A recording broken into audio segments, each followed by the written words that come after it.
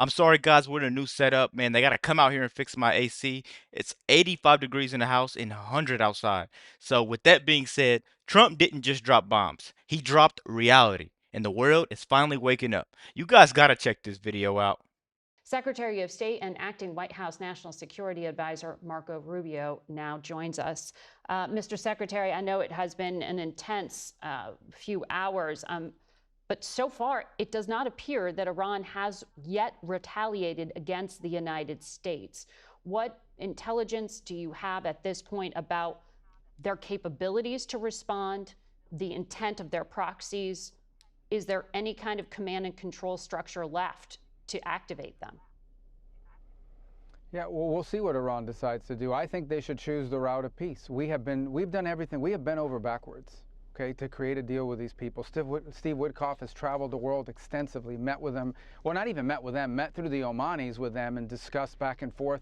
We even put an offer to them that they wanted elements of it in writing, and we offered it to them. Very generous offer, by the way. We've done it, and we're prepared right now. If they call right now and say, we want to meet, let's talk about this, we're prepared to do that. The president's made that clear from the very beginning. His preference is to deal with this issue diplomatically. But he also told them we had 60 days to make progress or something else was going to happen. Really quick, guys, like the video. I just want to say one thing. These guys flew halfway across the world, undetected, hit 3 nuclear bunkers, right?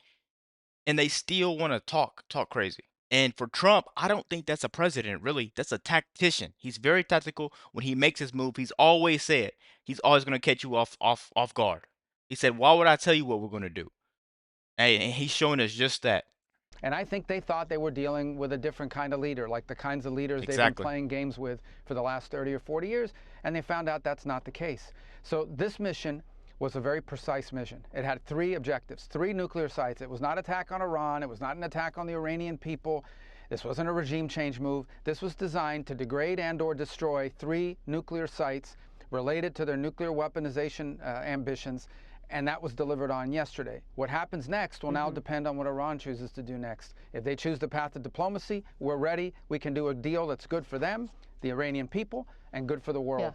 If they choose another route, then there'll be consequences for that. Let me follow up on a phrase you just word, weaponization ambitions. Are you saying there that the United States did not see intelligence that the Supreme Leader had ordered weaponization?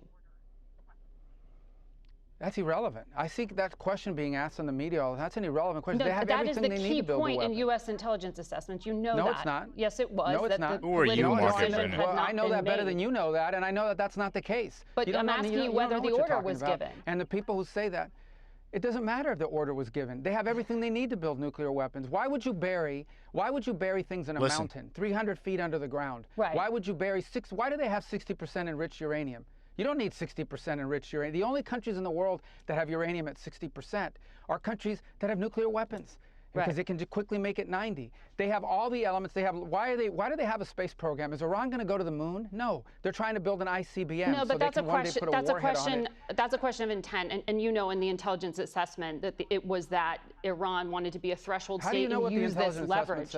I'm talking about the public March assessment, and that's why I was asking you if you know something more from March. But that's also an inaccurate representation of it. That's an accurate representation of it. That's not how intelligence is read. That's not how intelligence is used. Here's what the whole world knows. Forget about intelligence. What the IAEA knows. They are enriching uranium well beyond anything you need for a civil nuclear program. So why would you enrich uranium at 60% if you don't intend to one day use it to take? Exactly. And the thing that the media is missing, that of course they don't want to tell you, is why are you burying uranium so far underground? That's why we sent these B-2 bombers over there to go 200 feet underground and destroy it. You don't sit there and hide something. You just don't, and you're hiding it underground too. Get to 90 and build a weapon. Why are you developing ICBMs? Why do you have 8,000 short-range missiles? You're literally planning something evil. And 2,000 to 3,000 long mid-range missiles that you continue to develop. Why do you do all these things? They Understood. have everything they need for a nuclear weapon. They have the delivery mechanisms, they have the enrichment capability, they have the highly enriched uranium that is stored. Yes. That's all we need to see. Right. Well, especially in the hands of a regime that's already involved in terrorism and proxies and all kinds of things around. They are the source of all instability in the Middle East. No one's disputing that. I'm not doing that here.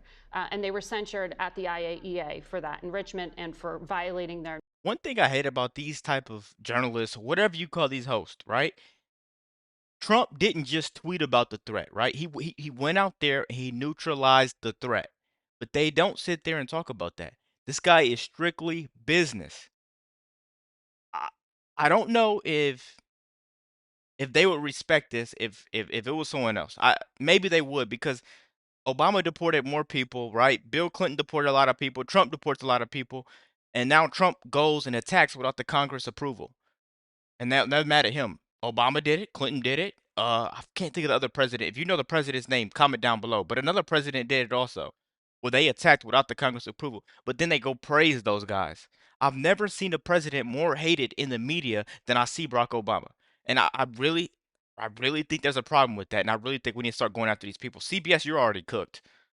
Non-proliferation agreements. I was simply asking if we had intelligence that there was an order to weaponize, because you said weaponization ambitions. Well, we have intelligence that they have everything they need to build a nuclear weapon, and that's more than enough.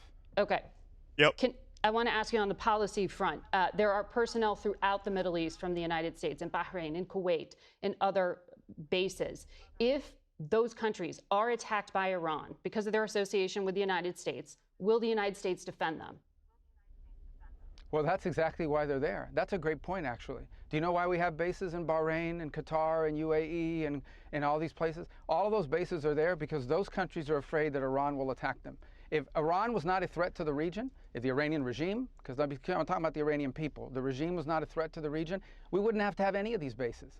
Those bases are there because those countries are petrified that that the Iranian Shia clerics that run that country will attack their countries. Will the United States defend them if they are? As you know, they've got a very difficult history. Well, that's why we're there. That's why we're there. So but yes, we will defend them. Is what they're threatening to do. So we'll defend our people, obviously. We'll defend our people. Well, they'll attack our bases, and those are our bases, and we're going to defend our personnel, and we're prepared to do that. But we'll do more than just defend. We'll impose costs on Iran if they attack American personnel, whether they do it directly or whether they do it through some of these proxies that they try to hide behind. And that includes the Houthis. Yeah. So another proxy of theirs. So, but let's hope they don't choose that route. Let's all hope that they actually decide, okay, let's go negotiate, because we want a diplomatic and peaceful solution. We have achieved our objectives. We're ready to negotiate this in a peaceful, diplomatic way. We've been prepared to do that for days. They are the ones that played games, as they have done for 40 years, as they have done to multiple presidents. They tried to play games with President Trump, and they see what happens. This is not a game-playing president. When he says he's going to do something, he will do it. I hear you saying here you want to de-escalate when you are talking about diplomacy. You are looking for Iran to pick up that offer that was put on the table you mentioned by Steve Witkoff. Can you just clarify, does that mean the U.S. would still allow for Iran to have a civilian nuclear program if it does not enrich on its own soil? But that's never been an issue. There's countries all over the world that have a civil nuclear program. No one here is saying that Iran can't. Sure, that's always been there. Any country in the world has a right to have a civil nuclear program. What they don't have a right to do is to enrich it at 60%, hide it under a mountain, and develop long-range and short-range and mid-range missiles and sponsor terrorist proxies all over the world. They don't have a right to do that. And that's what they've been doing. And no one's dealt with it. And it's continued to linger. And they've played games with multiple presidents and multiple countries around the world, and they've gotten away with it for 40-something years. This is very simple. The president wants to resolve this diplomatically and peacefully. He gave them a chance to do that. They delayed. They had all these kind of delay tactics. They wouldn't even meet with us directly. We had to go through third countries. This is very simple. Let's meet directly. Let's work on agreements that are good for Iran, good for the Iranian people in particular, good for the safety and security of the world and the United States. That's always been our preference. That continues to be our preference.